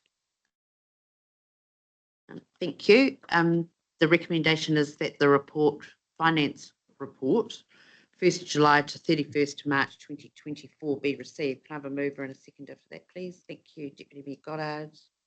Councillor Buckthorpe, all those in favour? Hence carried. And we move on to the government response to the North Island severe weather event inquiry. Yeah, thank you, Chair. And this is to provide you with an update on how the government intends to respond to the report provided by the inquiry into the response to the North Island severe weather event, or as it's known by many, the Sever report. The report has been handed to the Minister of Emergency Management and Recovery, who has tasked DPMC to actually lead and coordinate the response to the report. So it is not NEMA that are leading it. NEMA are a recipient, the same as the rest of the system. Is being led by DPMC, and the timeframes for that response are pretty tight. So as late as this morning, the position on this is updating. So I have provided rather than do a detailed report, I have provided a very high-level overview PowerPoint that I will talk to, and hopefully I'm able to answer any questions as we pass through. So if you can go to the first one. Thank you. So Yes, so the purpose of this presentation is to provide you an update on how the government intends to respond, provide you with an overview of the high-level technical input provided by the Emergency Management Special Interest Group, or SIG, to the central government or to DPMC, and to highlight what opportunities exist for CDEM groups, local government and others to input to the system hereafter. Thank you. So how the government intends to respond. Sorry.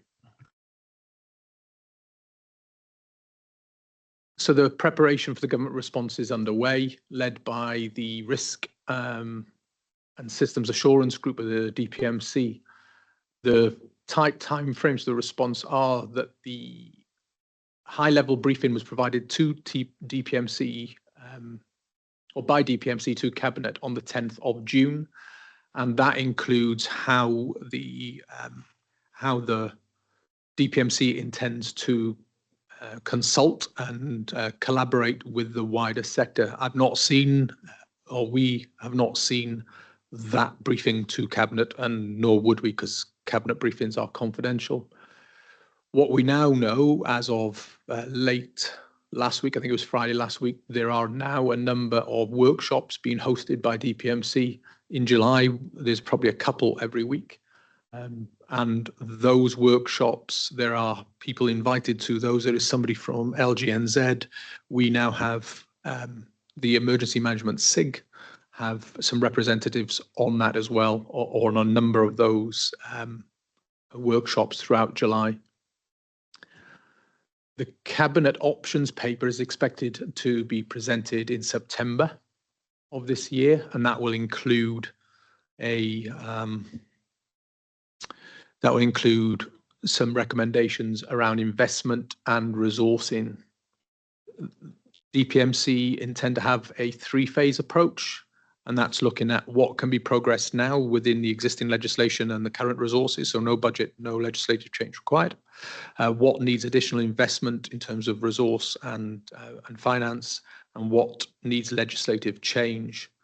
So in terms of the legislation, I'll remind us all that the new Emergency Management Bill was removed from Parliament by the current minister when the coalition government came into power, and that was to reflect that the amendments in the new bill did not reflect the learnings out of a number of the reviews that were in circulation. So that's been removed, but there is an intent to have a new bill back in Parliament within this term of government to enable the phase 3 element. Thank you. So you heard me refer to the Emergency Management Special Interest Group and our involvement in the DPMC workings. So I'll just explain a little bit about that. Thank you. So CDM group managers via the SIG, we have proactively sought to provide technical advice to DPMC. This is emergency management advice that is distinct from NEMA, a very different voice. NEMA have previously been the conduit for advice around civil defence emergency management to government. We have proactively sought as emergency managers to offer our own voice. And the purpose being that this is not a fracture between us and NEMA, the group managers at NEMA, but this is just to ensure that we increase the likelihood that the options being considered by central government will be will meet the needs of local communities. So yeah, that's why we have lent forward. The DPMC have accepted our offer, and members, and we met with the minister and members of DPMC and have provided some initial advice on or our initial feedback on the Segeri report. So we, the Emergency Management SIG, spent 3 days down in Wellington pulling the report apart, and interestingly, there was general agreement with the findings. I don't think there was anybody that was in disagreement with the findings. There was not entirely agreement with some or with all the recommendations, however. Thank you. So the feedback that we, as the Emergency Management SIG, have provided to date are that the the 2017 Ministerial Tag Review identified many of the shortcomings that have been re-identified in these latest reviews, and overall the findings in the Tag Review were sound. Our feedback is with the Tag Review, the investment was made at the top of the system with the expectation that that would change the system as a whole, and that hasn't worked. And one of the reasons being, and this is across all 16 civil defence groups, that similar levels of investment was not put into the system at a local or regional level. So there's growth occurred at the top, but not necessarily elsewhere. One of the recommendations or one of the considerations in the review was about a single agency, and we have provided feedback that a single agency for the emergency management sector would be cost prohibitive and complex, and local delivery of emergency management, hopefully through a co-investment between central government and local government, based on risk and exposure minimum standard, would be the preferred approach. So keeping emergency management delivered at a local level, but with additional funding based on minimum standards and risk. And there's we've stressed that we need clarification of roles and responsibilities across the system, and that's national through to community. And we support the conversation around a rethink of whether civil defence is the right agency to have all 4 Rs, particularly when you consider the reduction space and what influence we really have there. But we do have a legislative requirement currently. So we've the feedback again. We support the commentary around investment in common infrastructure, training, accreditation, and strengthening of assurance and compliance. And we have highlighted that the political environment generally is creating some confusion in relation to the role of or the participation of iwi and Māori in governance. So we have strongly said that the government needs to provide clarity to iwi, so we can get an integrated direction of travel, because quite understandably, without that reassurance that iwi are going to be involved in the legislation, and they are going to be partners at the table, then iwi will go and do what iwi are going to do, and we might get 2 different directions of travel rather than something that runs concurrently. So the next step.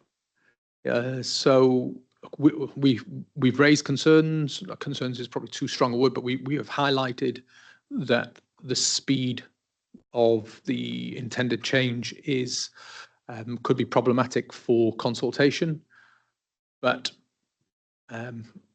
we've also recognised that this is an opportunity to inform deliberate and meaningful change. So we have embraced it as EMS, as the Emergency Management SIG.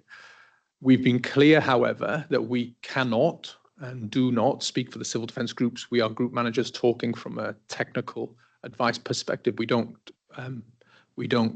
suggest that we are there to offer local government advice. Generally, this is about emergency management in communities.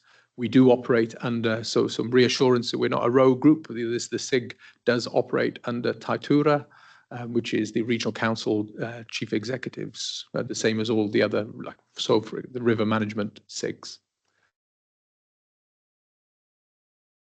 And from a speed perspective, whilst it's not ideal, this group, the Waikato group, already has a submissions structure in place that if or when the product comes out of DPMC and government and it is feedback is requested, we're already set up to be able to respond to that flexibly and with some speed.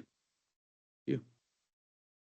So that's the briefing. Unfortunately, when I say not unfortunately, it is pretty fluid at the moment.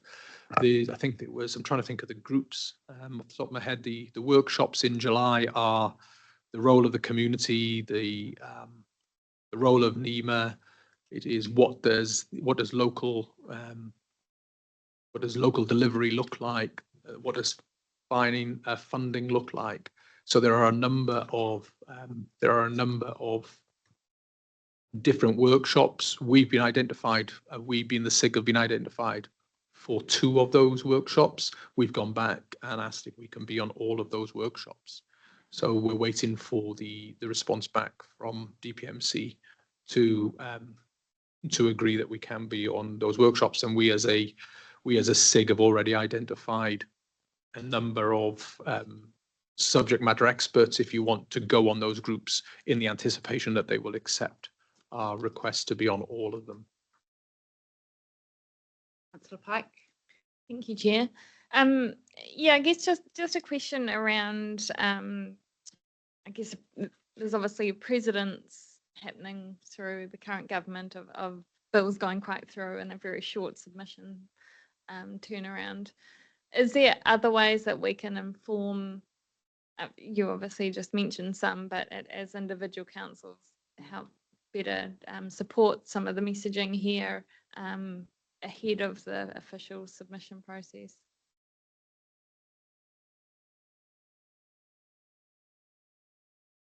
It would be the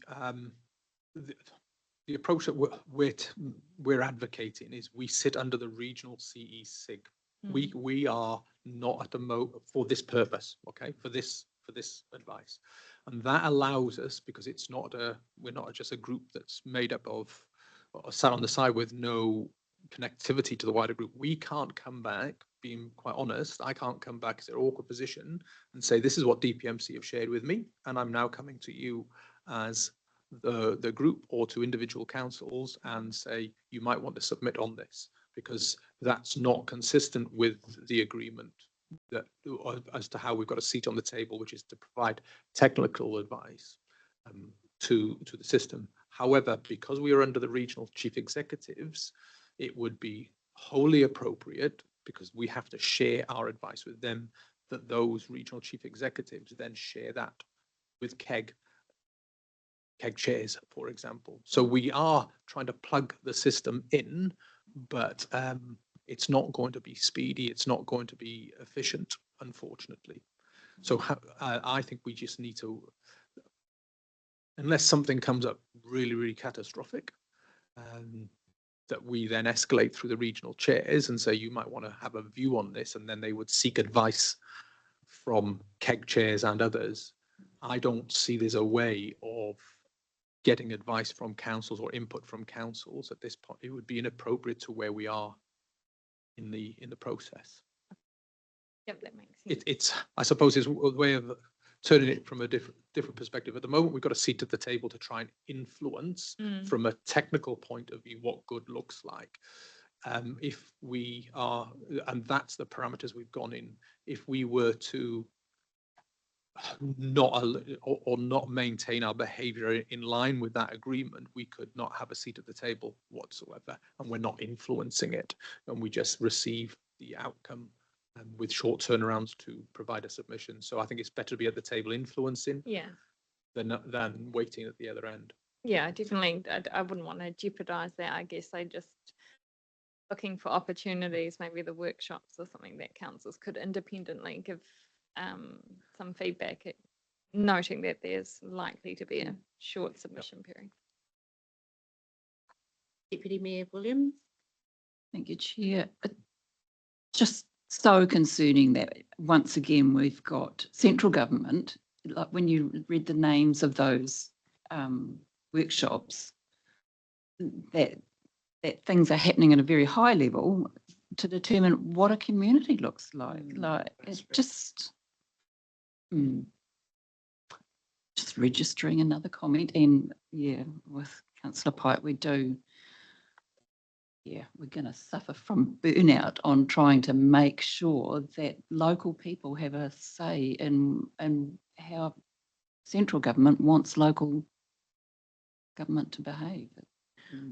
I completely agree. I mean, this is all grassroots stuff. It starts definitely at the heart of your communities, and to have it being decided in Wellington always gets frustrating, and we've been through a lot of that in the last 3 or so years with Three Waters and whatnot. And although it's frustrating to have limited influence at this point, I would much rather that group be at the table because I don't have full confidence in local government New Zealand, to be quite honest, at the moment. So for now, I suppose it's just a watch and see space, but hopefully we'll get some opportunities to inject some real localism into what is at the heart of all communities and not just being decided in Wellington. Well, especially when you consider that the whole body of legislation, it comes back to what Dan said at the beginning, isn't it? Correct. We are all emergency managers. Well put. So we may be pleasantly surprised with who's at the table when we get there in the first workshops, which are next week. At the moment, we just don't have any visibility. If I go back to that, presentation that was being given to ministers on the 10th of June, my understanding is that on that cabinet paper, it suggested who was going to be participants in that. I know that there is somebody from local government New Zealand because that was mentioned specifically to us, but I might be pleasantly surprised when we turn up and it might be more inclusive than perhaps we're worried about, but we won't know until we turn up on meeting one. There's a lot on your head, Julian. Councillor Grant. Thanks very much. And, I share the sentiment that has been said in regard to a lot of these central directives involving local community issues. But through the chair, Julian, I'd just like to ask you a question in regard to issues like the tsunami warning as an example of looking at something with more of a national focus, so that you don't have inconsistencies in local areas. We have certain communities in New Zealand that have different forms of alerting systems to others. So is there potentially some good in this, that it could bring out some degree of consistency in approach? Well, that would suggest that the consistency of approach is good, and I'm going to say it's not. I hear what you're saying. There's each community will have its own risk profile and needs to have an alerting systems and engagement systems that are relevant to those communities. So I know, I suspect I know what you're talking about when you go up to Northland, and Northland Council have agreed to invest an awful lot of money into sirens, and you go to TCDC, and TCDC have made a determination that sirens are not the preferred approach there. So, but that's done based on a whole load of work and assessment on the needs of those communities. So no, I don't think anyone's going to mandate a singular system other than the EMA, which is the one platform that everyone gets to use or has an opportunity to. All the rest will be based on local hazard assessment and local risk assessment. What might come out of it, however, which would be good, is the funding. So when you look at the resourcing for emergency management wholesale, so if we are able to get across the line that there's got to be some kind of formula, and this is where we are at the EMSIG, is there's got to be some kind of formula that stops postcode lottery, that you only get investment in emergency management based on what a local council believes it needs to invest, or a very localized assessment. We should have some kind of formula based on whether it's population, whether it's tourism, whether it's hazardscape, a whole load that says if there's a minimum standard or a minimum investment of resource in emergency management based on that formula. So that would be good if we got that out of it. Does that answer your question? Yeah, yes, it does. Thanks. Any more questions or comments? Councillor Ngataki. Kia ora. I just wanted to know, just listening to the conversation, with this position, what position do we actually hold at the table, if not in influencing? All we do is influencing? So I suppose the question is, who's the we? The joint committee at the moment has no place at that table. You have me as your emergency management lead for the region, providing emergency management technical expertise, but I'm not there operating on your behalf. I'm there acting as a technical advisor. But I would probably not put that out there and say I would like to think you've got some trust in what I'm saying in that space. But look, from an emergency management point of view, there's 16 group managers there who deal with local councils and deal with communities on a day-to-day basis. And so we are there to try and make sure that whatever central government recommendations are put forward have a good chance of meeting community needs. That's what we're there. You will get an opportunity as a CDEM group at some point to engage. I don't know when that is. I'll probably have a better, it's a really fast moving piece of work. I might have a better update next, or it could be even this week. And I'm happy to, I think it's such an important piece of work. I'm happy to share that by email with you around what who the people around the table are likely to be, and if we get an indication when it is likely that CDEM groups will become part of that. I really do think there's an opportunity, although it's also a challenge, that maybe the CDEM group chairs. I don't think there's a mayoral forum, for example, but it's that this is where you have the disconnect between the joint committee, and you're all delegated to represent, and you're probably more informed than the mayors on emergency management issues because you're delegated to come here. So the mayoral forum is a really good local democracy forum for that engagement. But the joint committee chairs are the ones, if you want, that have the more detailed knowledge around the governance of emergency management. So what opportunities can we create to possibly bring the joint committee chairs together to put some kind, where there's agreement and there's common views? I think that would be a really, really strong message when the opportunity arises to provide that collective voice. And I'll probably only raise it because when we look back on our group priority action status, when we talk about,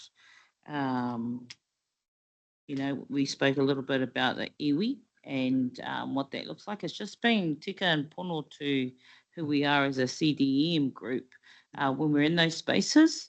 That's why I raised it. What was our position there? And knowing that it's a technical one, helped me understand a little bit better around where we're at, or where the thinking might be at for the iwi too when it comes to that.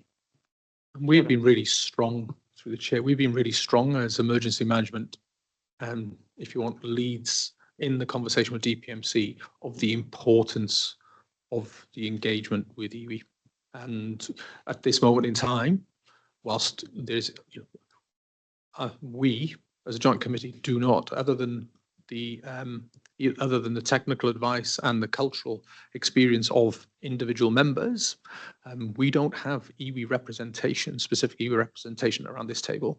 So it is incumbent on the system to engage with iwi and not rely on this group to provide that. We can provide some view from a cultural experience, but from an iwi perspective, then they would need to go to the likes of Councillor Mahuta wearing her other hat as chair. So we've been very, very strong. So this is a really positive piece of news for me. I know that Ngāi Tahu and Waikato Tainui and others at the moment are doing some collaboration around emergency management, around reciprocal agreements in emergencies, around how they can support each other, whether it's in the North or the South Island or their people. So, but that's being done by the iwi themselves.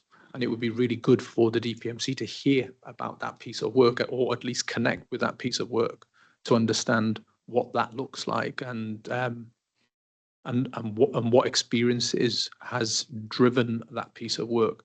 And really importantly, to make sure that whatever the system looks like going forward, it's the two things are compatible. They're two separate approaches, but it's all about emergency management, and they've got to be compatible. And just finally, sorry, through the chair, I am mindful, Councillor Mahuta did say, there are a lot of iwi within within the Waikato, not just Waikato Tainui, that you need to be speaking with. I just don't want us to let that be a default by nothing happening. Hey, what else is, I mean, I'm here, I'm not the iwi per se, but I am part of a iwi. What else can we do? And I look forward to the update. Thank you. Kia ora. Councillor Pike. Yeah, I just want to ensure that my comments haven't been taken the wrong way, and that we fully endorse, or I fully endorse the work that you're doing in the group, and I thank you for that. And I guess I was just looking for other ways that we can support or feed into the process, but fully respect your authority and your expertise in this area, and thank you for the work you do. Thank you. Thank you, Councillor Pike. Any other comments or questions? There being none, recommendation is that the report Government Response to North Island Severe Weather Events Inquiry be received, and it has been moved by Councillor Mahuta and seconded by Councillor Grant. All those in favour? Against? Carried. Thank you. Next, we move on to government reform update. Sorry, you're going to have to blame Vicky for hearing my voice, because this should have been her as well, but Singapore. So this is a standing item to give you an update in terms of the reforms that align to the priorities that we've signed off on. If you recall, we provided you through, we had some consultant work, and then we provide you through a list of those priorities that KEG and the consultant, the consultant provided to us, and KEG agreed on were the priority government reforms under the previous Labour government, that we should be submitting on. So that's the background to this. It's an update, a very brief one, to say that the Emergency Management Bill is no longer proceeding. So we've talked about that you as a group have participated in the submission process for the Fast Track Approvals Bill, and the submission is attached. So that reflects the structures I referred to earlier, that we do have a submission subgroup process that we're able to activate quite quickly and get things through in an expeditious manner. The risks are, as identified, I think the general tenor of the submission from the group to the Fast Track Amendments Bill was we were supportive of it. There was a risk in there that we did identify, which was if it goes through without amendment, then it could, he says with a capital C, it could affect our group's ability to perform its function under the CDEM Act, specifically related to the identification of and consultation around risk under Section 17. So we'll wait and see how that progresses through. And I think it's been referred to by Deputy Mayor Williams that the dynamic nature of some of the legislative changes at the moment and the speed in which things are going through mean that we will need to be responsive, and we do have the structures for that. I mean, I just, in Vicky's absence, just like to acknowledge Vicky and the team for the thorough work that they did in this process. It was very much appreciated. Are there any comments, questions regarding this agenda item? There being none, the recommendation is that the report Government Reforms Update be received. Can I have a mover and a seconder for that, please? Thank you, Deputy Mayor Williams, and I'll second. All those in favour? Carried. We move on to local welfare management appointment, manager appointment rather.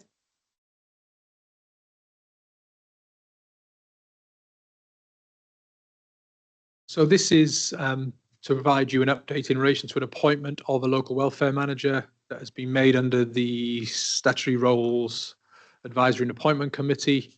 So as per the policy that would have been signed off by this committee at some point, a nomination was received from Karakia District Council for a local welfare manager.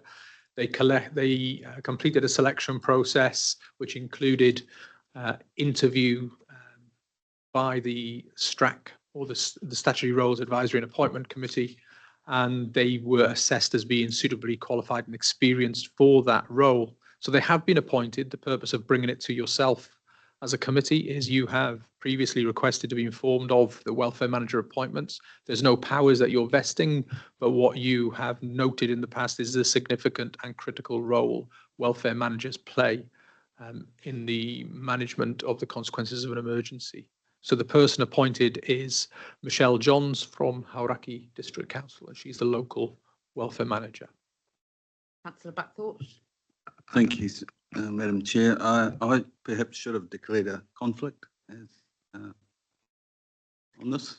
No? This is just to be received. So you'd like. Okay, thank you. Okay, being that it's a technical item, it's the recommendation the report local welfare manager appointment be received. On a mover and a seconder. That Deputy Mayor Goddard and Councillor Grant has moved. So seconded by Deputy Mayor Goddard. All those in favour? Against? Carried.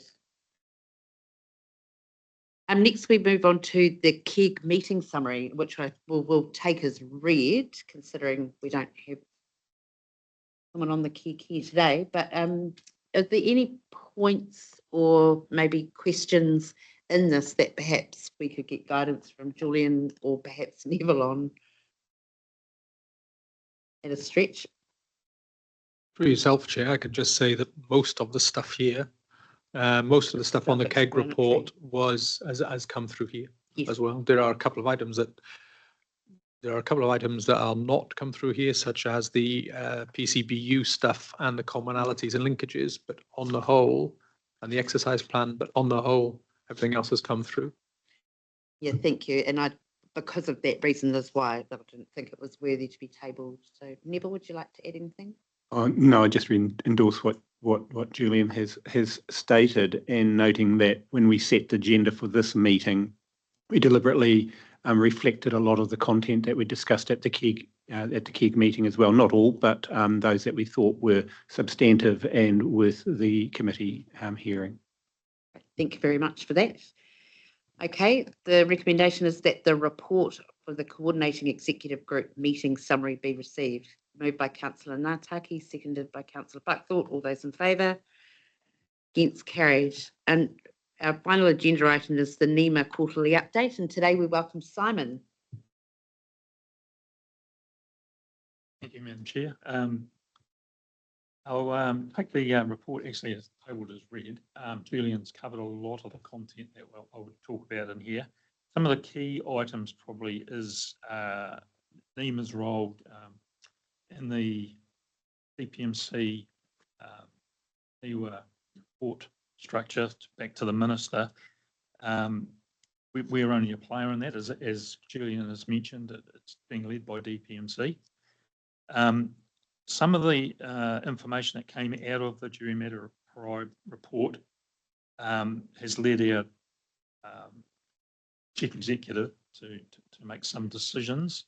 One of them's around, because we didn't lose so much money in the budget, we didn't get 6.5% government loss, I suppose, for public sector funding, is that they've agreed to rebalance the budget of the NEMA to take on board an insurance function from 1 July. So from 1 July, we will, of the 30 vacancies we've got, we will use money for that to run the insurance function. Also, probably one of the things that will come out of the end of September report from DPMC will be the Minister's priorities in terms of where NEMA will go. Obviously, the recommendations from that report will be high on Dave Horn's list of priorities. At the moment, it's around catastrophic planning and the Tier 4 exercise that's currently going on, just through Whenua. So those are the key things at the moment. So happy to answer any questions. Thank you, Simon. Yes. So can I just add one of the things that is really relevant to this group in the NEMA report is the director's statement around tsunami evacuation zones. So, and that's a really good piece of news, is that we have now, as a country or as a civil defence group, we've gone from a position of being pointed out as the person or the group that was inconsistent with the rest of the country in terms of how we promote our hazard areas and evacuation zones, because we went for a blue is wet and a whole of, didn't matter which area it was, there's 3 zones in an evacuation, red, orange and yellow, and we just lumped them all together as blue and said, look, they're all risk, they're all wet in one shape or another, and because of our local risk, and it's very easy for the community to digest, and we've stuck with that position, but we've been inconsistent. I'm happy to report that the rest of the country, after a lot of grey hairs, the rest of the country is now going to a single blue zone. So we are the only country, we're the only group that's consistent with the new director's statement at the moment. So that's good news for our communities, and particularly our coastal communities in the Thames Coromandel that have that local tsunami, local source tsunami risk. Thanks for that. Any other questions or queries, Simon? There being none, recommendation is that the report National Emergency Management Agency update be received. Kind of a mover and a seconder for that, please. Councillor Pike, Councillor Ngātaki, all those in favour?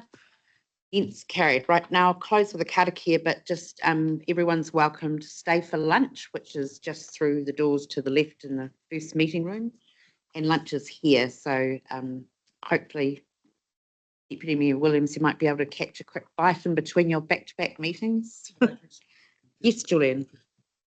Just so there's any confusion, we did have that, but that was just in case. You remember last Yes. time it was in case some spots that it's just Sure. run short. Yeah, I'll just mention that on the run sheet if anyone's seen it, because quite often we have quite short, sharp meetings, that the training for governance members won't be enacted today because we've filled our meeting time and we've all got things to get onto today. But thank you, Aaron, for organising that.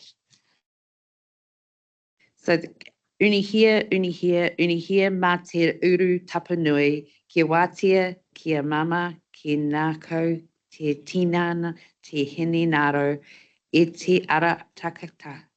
Koia rau e rongo, e whakairia aka ki runga, kia tina. Hui e tai kia. Apologies, I'm so used to the topal one. Get myself confused. Thank you. And yes, meeting closed.